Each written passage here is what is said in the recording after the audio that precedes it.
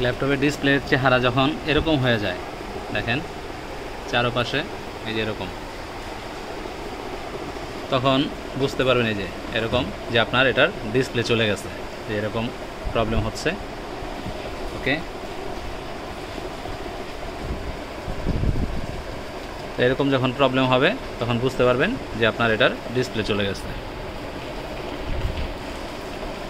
এটা ডিসপ্লেটা চেঞ্জ করলেই আপনার প্রবলেম সলভ হয়ে যাবে।